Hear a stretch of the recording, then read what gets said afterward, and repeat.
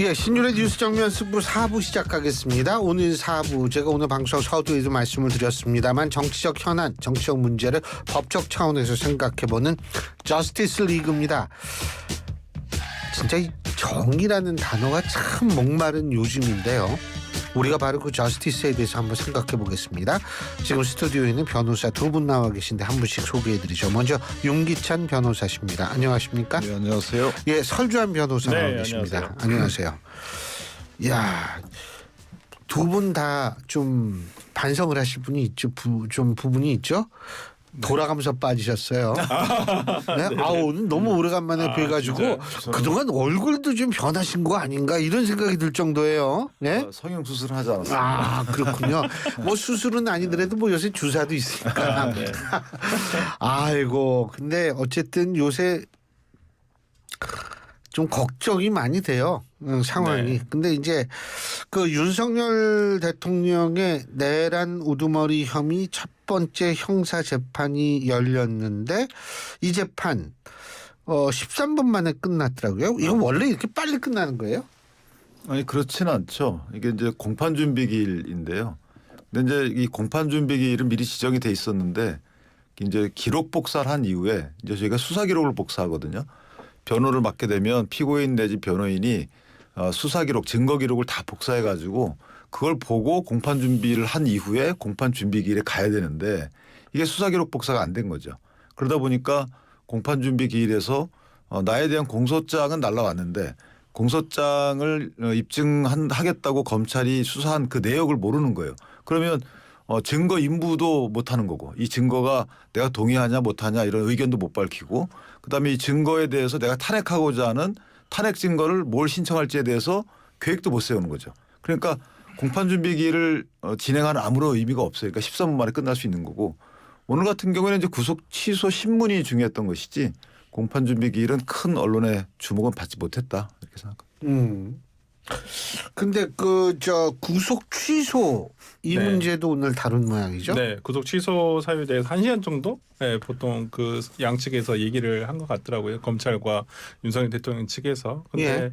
아마 구속 취소 저는 이제 개인적으로 구속 취소 사유가 있냐 여부는 증거 인멸의 우려가 높다라는 부분 때문에 조금 불리한 허가가 인용되지 않을 염려도 있습니다만은 다만 그 구속영장의 시간적 효력 예. 그것과 관련해 가지고는 좀 다툼이 있을 것이고 저는 이번 기회를 통해서 그게 정확한 어떤 법원의 해석이 내려질 거라서 저는 그런 부분은 좀 기대를 하고 있습니다. 근데 그 뭐 기록이 뭐 3만 페이지? 7만 페이지. 7만 페이지죠? 어마어마한데 근데 사실 이 기록을 제가 이렇게 신문에 난 거 이렇게 사진 같은 거 이렇게 보면 우리가 보통 일반적으로 글자 크기 10에 줄 간격 160 이 정도가 아니고 이 글씨들이 커요. 그죠? 좀 듬성듬성하잖아요. 그러기도 하고 어떤 진술 조서보다는 증거 서류에 관한 것들, 그다음에 수사 과정에 대한 수사 과정 보고서, 그다음에 뭐 그런 내용들이 굉장히 많아요. 그리고 이 사건 같은 경우 아마 참고인 조사가 많이 됐을 텐데 참고인 진술 조서라든지 이런 부분 등이 상당히 있을 텐데 그 진술을 뒷받침할 만한 증거들이 많이 아마 첨부가 돼 있을 거라고 생각이 들어서 아무래도 이런 대형 사건 같은 경우는 이 정도 보통 7만에서 10만 페이지 정도의 어떤 그 증거 기록 뭐 그 정도는 되죠, 양이. 근데 이게 그거 다 읽어보세요. 다 읽어봐야죠. 이게 근데 문제가 뭐냐면 민사소송은 저희가 전자소송을 해요. 맞아. 그러니까 뭐 제출을 하면 금방 다운로드 받아가지고 바로바로 검토하고 할 시간이 되는데 형사 수사 기록은 이게 아직 그게 없습니다. 그러다 보니까 변호인 측에서 가서 다 복사를 해야 돼요. 그 복사 카드 넣고 다 복사를 해야 되거든요. 아니 7만 페이지를 복사하려면 그거 뭐 한 일주일 걸리는 거 아니에요? 복사하는데 또 복사하는 부분을 어떤 부분은 가리고 복사하라고도 해요. 그러니까 뭐 일일이 가리고 복사해야 되는 부분도 있고 하니까 엄청나게 시간이 걸리는 거죠. 그러니까 일반 시민들께서는 뭐 7만 분량이라 하더라도 야 그거 얼른 복사할 수 있는 거 아니냐라고 하는데 아니에요. 개인정보도 일일이 가리고 해야 되고요.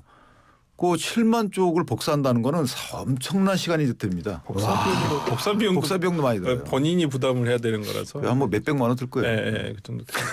며칠 일단 하루에는 다 안 되고요. 보통 한 10일 정도는 최소한 들지 않을까. 세상에 돈 거저버는 거 없죠. 이거 저기 수사 기록을 얼른 그 전자소송화 해가지고 아마 올해부터 그게 시범 실시가 되는 걸로 알고 있습니다. 아니 이게 컴퓨터에 띄워놓고 보면 복사할 필요가 없잖아요. 그렇죠. 예, 와 그렇군요.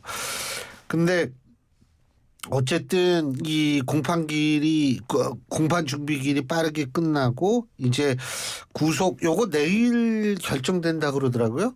내일 뭐 저는 내일 정도에 내일은 안 될 거예요. 내일은 안 돼요? 왜냐하면 예. 재판장이 10일 이내에 또 뭐 의견서를 의견 있으면 내라고 했기 때문에 네? 10일 이내에 예. 의견서를 내라고 했기 때문에 의견서를 안 내면 안 된다. 내면 낸다라는 의사표시 없으면 10일이라는 기한을 준 거고 예. 그럼 그 이전에 만약에 양측의 의견서가 들어오면 빨리 낼 수 있지만 그렇지 않으면 일정 기다린다는 것 같은데요. 이 구속 취소 이 청구 이게 뭐 받아들여진 케이스도 있죠. 뭐 간혹 있습니다. 예. 꽤 있어요. 네, 예를 꽤 들면 있어요. 이런 사안은 모르겠는데 저희가 집행유예가 선고가 되잖아요.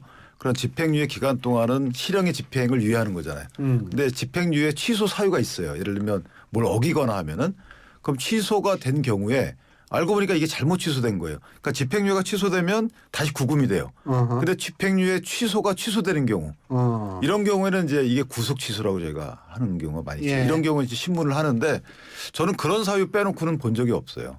다만 이번 사유는 아주 특별한 경우가 대통령이기 때문에 특별한 게 아니고 실제 뭐 수사기관의 관할부터 문제가 됐고 이 관할 문제에 대해서는 뭐 예를 들면 피의자 측만 문제 제기한 것이 아니고 법조인들도 또 문제 제기하고 있고요.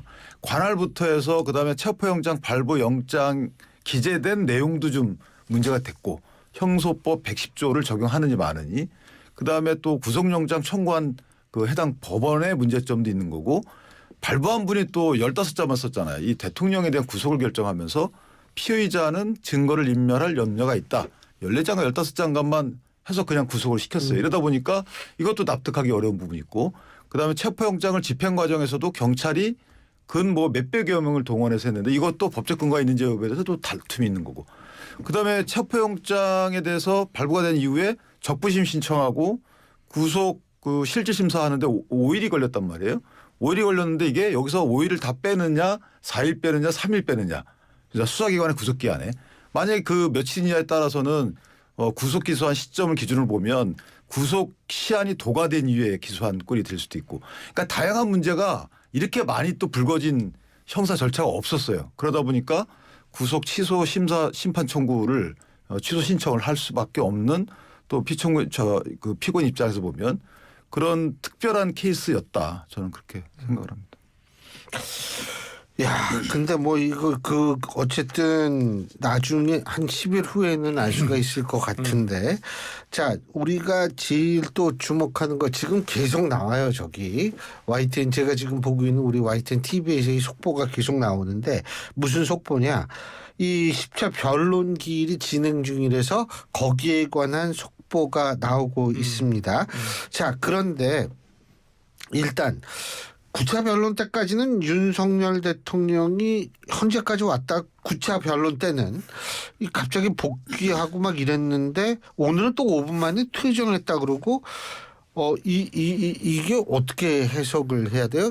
딴 때는 굉장히 오랫동안 있었잖아요. 뭐 9차 변론 기일에는 서정조사라서 뭐 특별하게 이유는 대통령이 뭐 없었고. 피청구인이 할 필요는 없었고요. 예. 그러니까 오늘 같은 경우는 지금 그 한덕수 국무총리 신문 때만 잠깐 빠진 걸로 돼 있고 다시 이제 다시 왔군요. 홍장원 차장에 대한 신문을 할 때는 다시 입장을 한 걸로 지금 알려지고 있거든요. 그렇다고 한다면 아마 한덕수 국무총리의 신문과 관련해 가지고는 본인이 앉아 있는 것이 아무래도 조금 부적절하다라고 판단을 해서 아니면 진술에 영향을 미칠 거라고 생각을 해서 아마 퇴정을 한 것 같고 홍장원 저는 이제 이게 윤석열 대통령 측에서는 뭐 약간은 더 우호적이라고 생각하시는 것 같아요. 한덕수 뭐가요? 국무총리의 진술에 대해서는 그러니까 뭐 제가 봤을 때는 뭐 뭐 유리하다 불리하다 일장일단은 저는 있다고 보여요. 한덕수 국무총리의 발언 내용이 당시에 비상계엄 선포와 관련해서 절차적 하자가 있다는 부분은 한덕수 국무총리를 통해서 어떤 국무회의가 제대로 열리지 않았다. 그다음에 당시에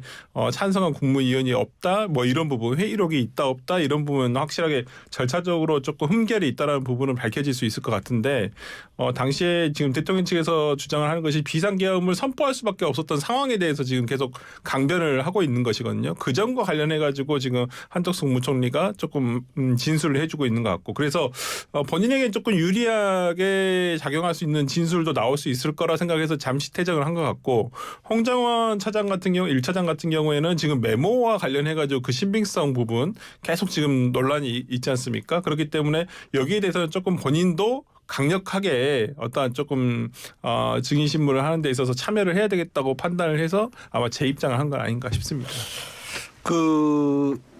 저는 뭐 법조인도 아니고 모르겠는데 뭐 그 계엄 선포의 이유에 대한 부분도 물론 중요하겠죠. 근데 이 국무회의 문제도 중요한 거 아니에요? 그게 적법적 절차를 거쳤는지 부서가 됐는지 뭐 이런 거 중요한 거 아닙니까? 중요하죠. 그러니까 국무회의 요건을 충족했는지 이 부분은 사후적 판단이거든요. 그러니까 국무회의 요건이 충족된 경우에는 흠결이 있다 하더라도 무효가 되지 않아요. 법원에서 보면 다만 이것이 헌법 내지 법률 위반이다 이렇게 판단하는데 오늘 김영도 재판관이 보충신문안을 가만히 들어보면 이게 아예 없었는지 또는 있었는데 이게 실제 사후에 판단해 볼 때 뭐 하자가 있는 건지 이걸 묻는 것 같아요. 그래서 한덕수 총리에게 국무회의를 간담회라고 얘기했는데 통상 국무회의 이후에 아마 국무위원들이 모여서 간담회를 하나 봐요. 여러 가지 그냥 뭐 신변 잡기 얘기하고 이런저런 얘기 하나 본데 그런 그 간담회였냐 아니면 국무회의였냐를 묻더라고요. 그럼 국무회의였는데 여기에 실체적 아니면 절차적 흠결이 있다고 주장하는 것이냐 느꼈느냐 아니면 아예 국무회의 자체가 없었냐를 물어요. 그렇다면 이게 상당히 헌법재판관들 입장에서 보면 중요하게 보는 거거든요. 국무회의 자체가 없었으면 이거는 흠결이 좀 다소 커 보인다라고 느끼는 것 같고 국무회의는 있었는데 뭐 거기에 부서가 없었고 그다음에 그 뭐 의정관이 사회에도 안 보고 그 사후에 그 뭐 회의록도 작성이 안 됐다. 이거면 그냥 흠으로 보는 거고. 따라서 왜냐하면 모여가지고 의안을 주고 나서 그 의안에 대해 토론하게 되면 그게 힘이거든요. 예를 들면 저는 반대합니다. 또 이게 만약에 계엄이 선포가 되면 계엄이라는 건 의안이었고요. 계엄이 선포가 되면 뭐 국제 신인도도 떨어지고 이런 여파가 우려됩니다. 이것은 본인의 의견을 개진한 거기 때문에 이 자체가 힘이었다 이렇게 볼 여지도 있는 거죠. 그래서 재판관들의 관점은 아예 국무회의가 있었는지 아니면 있었는지 또는 없었는지 이런 관점과 기준을 갖고 보는 것이 아닌가 이렇게 생각돼요. 그 한덕수 권한대행 총리는 이런 얘기를 했습니다. 통상의 국무회의와는 달랐다. 실체적 형식적 흠결이 있다. 지금 흠결 말씀하셔가지고 흠결이 있다 이렇게 얘기를 했고요.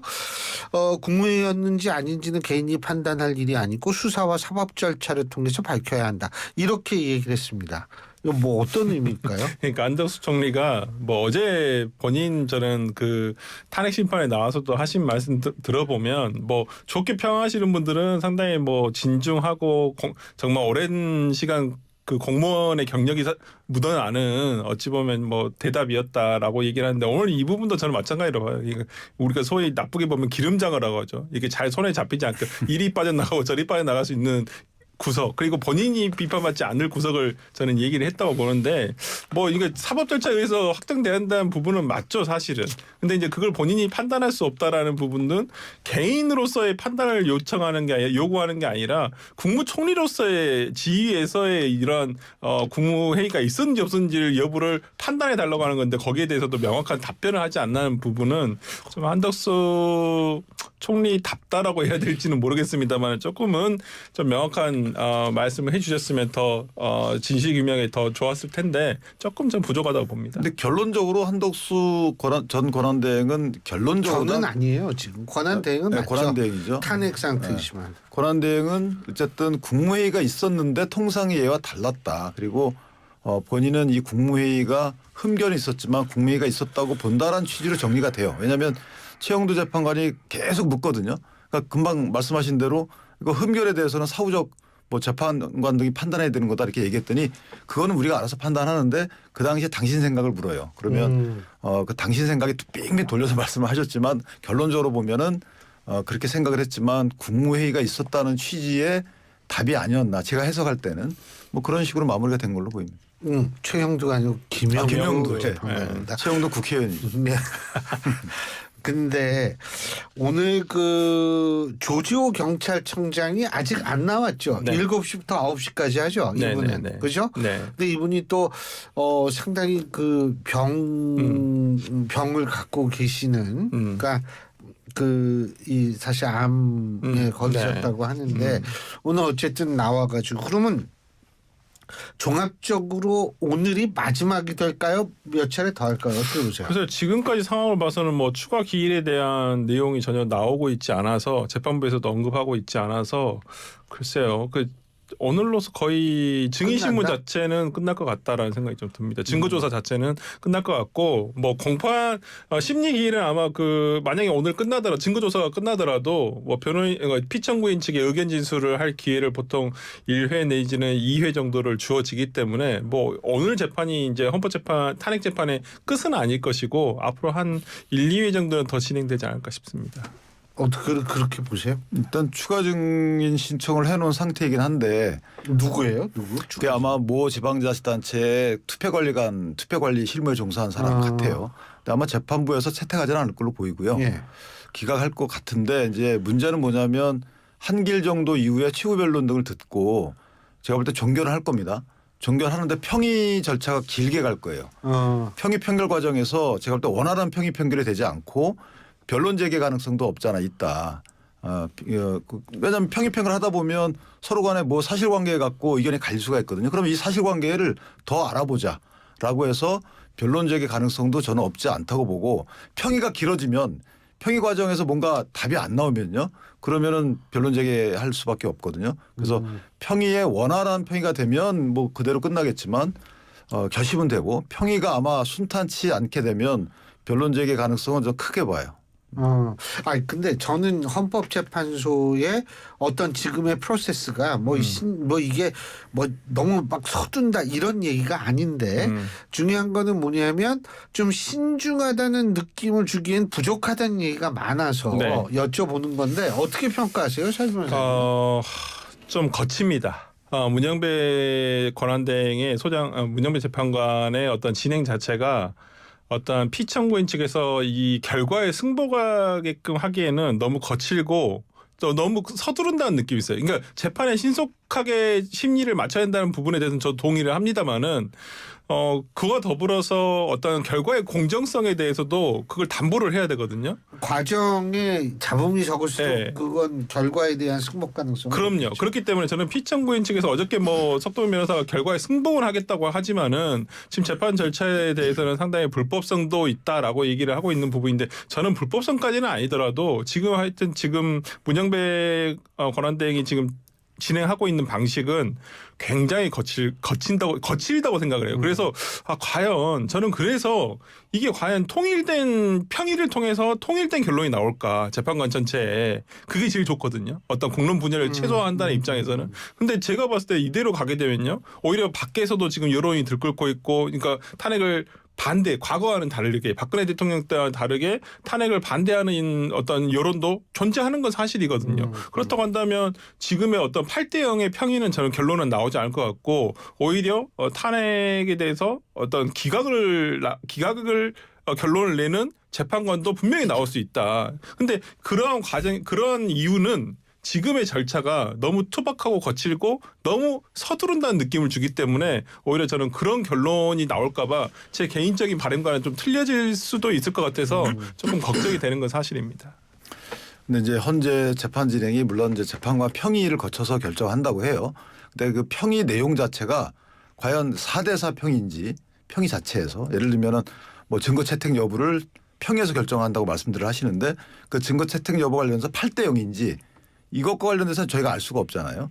그래서 증거를 인정하지 않으려면 이래서 불필요하다라고 보통은 밝힙니다. 이 증거는 이러이러한 요증 사실에 비춰볼 때 증명력이 뭐 크게 인과관계 인정이 되지 않기 때문에 우리가 받아들이지 않습니다라고 일반 재판의 경우에는 다 설명을 해요. 그런데 우리 문영배 재판관께서는 그냥 필요 없다고 본다 이렇게 하시거든요. 뭐 필요 없으니까 채택 안 하겠죠. 우리가 원하는 건 왜 필요 없는지 설명이에요. 이거 일반 국민들도 마찬가지입니다. 근데 상당히 권위적이라는 거죠. 두 번째는 재판 진행이 무계획적이에요. 왜냐하면 자 오늘 한덕수 총리에 대해서 증인신문합니다. 근데 이 한덕수 총리에 대해서 만약에 수사 기록이 있으면 이 수사 기록은 증인신문한 이후에 증거 조사 여부를 결정해야 되는 거예요. 근데 수사 기록에다 증거 조사를 미리 했어요. 9회차에서 했단 말이에요. 조지호 청장 같은 경우에 이미 조지호 청장이 경찰 검찰에서 했던 수사 기록 피의자 신문 조서는 증거 조사를 해버렸어요. 채택 여부는 변론을 하더라도 채택 이후에 이 증거를 조사해야 되는 겁니다. 낭독하고 고지하고. 그런데 증거 조사를 하고 나서 증인 신문을 해요. 순서가 바뀌었죠. 왜냐하면 조지호 청장이 나와서 그럴 리 없겠지만 내가 검찰에서 조사받을 때 저는 회유당하고 협박당했습니다. 이런 위법 수집 증거예요. 이러면 증거 자체를 쓸 수가 없습니다. 이건 전문 증거하고 상관이 없어요. 그럼 보통 어떻게 하냐면 자 증인 신문을 합니다. 그 증인 신문한 이 증인 신문 조서 이건 증거가 되는 거예요. 법정에서 했으니까. 그다음에 이 증인이 수사 단계에서 했던 진술 조서 내지 피의자 신문 조서 이거는 몇 가지 요건이 갖춰지면 이것도 증거가 되는 거예요. 이 두 가지가 상충될 때 어느 것이 맞는지는 각 재판하시는 분들이 채택하는 거예요. 그런데 만약에 이게 아니고 이 서면 증거가 먼저 되고 나중에 이 증인 신문 과정에서 이 증거가 위법합니다라고 하면 그러면 증거가 안 되는 건데 이걸 먼저 조사합니다. 이거는 되게 무계획적인 거죠. 그리고 안 맞는 거 전 처음 봤어요. 이 변호사 하면서. 그래서 이게 상당히 이례적이다 이런 생각이 들고 그다음에 형사법 준용 문제는 워낙 많이 문제가 됐으니까 제가 언급하지 않겠는데 어쨌든 전반적으로 설명이 부족하고 그다음에 법과 헌법에 의한 재판인가라는 공격을 받을 만한 여지를 많이 줬다. 이런 생각이 들어서 상당히 좀 아쉬운 재판이다 이렇게 봅니다. 그런 점이 참 없으면 참 좋았을 텐데 네. 말이에요. 한덕수 총리의 이 권한대행 탄핵 이 문제가 어떻게 될 것 같으세요? 저는 뭐 2달 기다렸는데 90분으로 끝났다. 뭐 이게 대부분 신문의 헤드라인인데 어떻게 보십니까? 기각과 각하 결정이 할 거다. 그러면 좀 빨리 하지. 네, 진짜. 왜냐하면 5가지 중에서 3가지는 국무총리 시절에 탄핵 소추 사유이고 2가지는 권한대행 때인데 권한대행 것은 저는 각하라고 보고요. 그다음에 국무총리 시절에 있는 것은 기각 사유라고 보는데, 그러니까 저도 이거 끈 부분은 조금 잘못됐다고 보여요. 그러니까 아마 헌법재판소에서의 판단은 그렇게 한 것 같아요.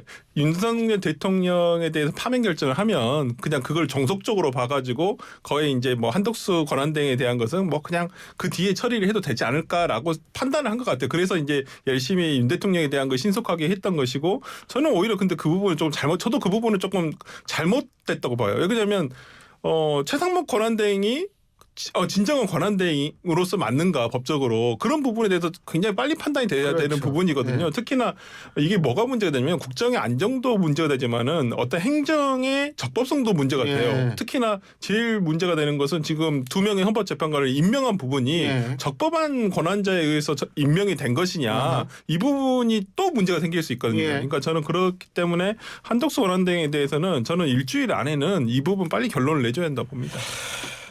그리고 참 이재명 대표 그 2심 결과 뭐 이재명 대표는 그 100분 토론에서 뭐 2심 결과가 조기 대선에 큰 걸림돌이 되지 않을 것이다 이렇게 본데 어떻게 보세요?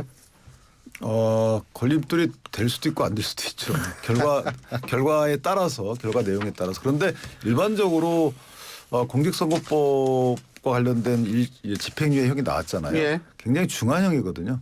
거기서 양형상의 도움을 받는다 하더라도 저는 글쎄요 90만 원 이하로 내려오진 100만 원 미만으로 내려가긴 힘듭니다. 그러니까 무죄가 몇 가지 나와줘야지만 100만 원 미만으로 내려가는데 그러기엔 상당히 벅차다. 따라서 가능성 있는 것은 몇백만 원의 벌금형까지는 감형될 여지가 있어요. 일부 무죄가 나오고. 그런데 이게 당선 무효형이 해당하지 않는 100만 원 미만형이 나오기는 상당히 어렵죠. 그리고 재판 진행 과정을 보더라도 재판부가 공소장 변경을 요구했잖아요.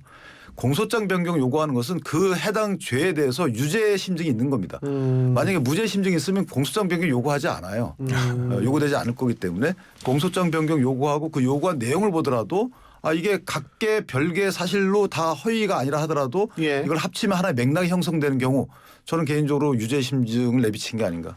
간단하게. 네, 뭐 그러니까 양형 증인도 남았습니다만은 이건 최은경 부장판사가 사전에 2심을 진행하면서 사전에 밝혔어요. 이 재판은 양형에 대한 문제가 아니라 유무죄 판단에 대한 문제일 것이다. 그렇기 때문에 지금 뭐 최근에 어제 기일도 예. 보면 이재명 대표 측에서 신청한 증인이 이재명 대표 측에 유리한 증언이 하나도 안 나왔어요. 예. 그렇기 때문에 모르겠습니다. 1심이 유지될 확률이 저는 개인적으로 높다고 보지만은 아직까지는 그래도 법리적으로는 이재명 대표 측에 조금은 유리한 부분이 있기 때문에 좀 기다려봐야 될 것 같습니다. 알겠습니다. 오늘 두 분 말씀 여기까지 듣죠. 고맙습니다. 감사합니다. 감사합니다. 예, 지금까지 윤기찬 변호사, 설주한 변호사 두 분과 함께했습니다.